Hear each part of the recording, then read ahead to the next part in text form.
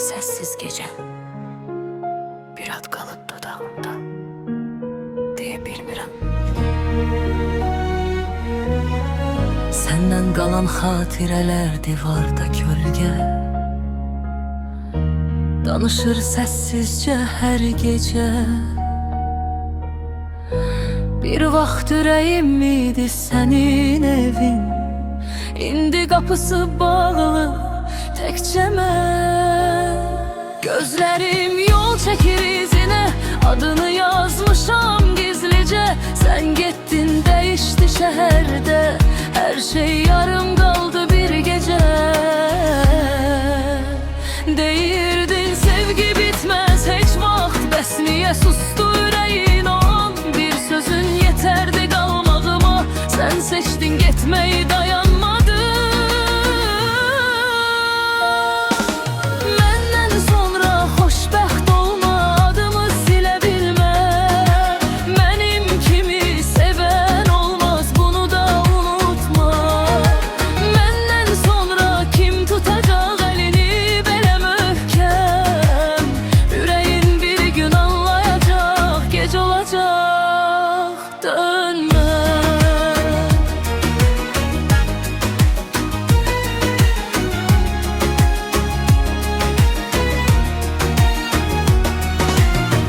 Pəncərədə yağış danışır adını, sanki göydə bilir dərdimi.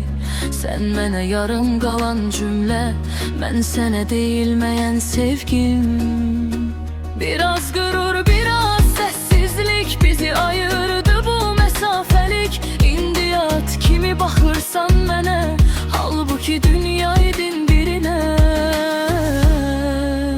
Qayıt demirəm, gecdir artıq, yanımda yerin boş qaldı. Səni bağışladım bəlkə, amma ürəyim unutmadı. Məndən sonra xoşbəxt olma, adımı silə bilmə. Mənim kimi sevən olmaz, bunu da unutma. Məndən sonra kim tutacaq əlini belə möhkəm? Ürəyin bir gün anlayacaq, gec olacaq, dönməm.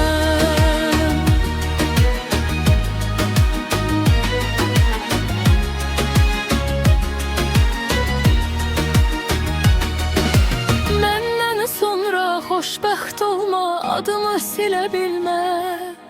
Mənim kimi sevən olmaz, bunu da unutma. Məndən sonra kim tutacaq əlini belə möhkəm? Ürəyin bir gün anlayacaq, gec olacaq, dön.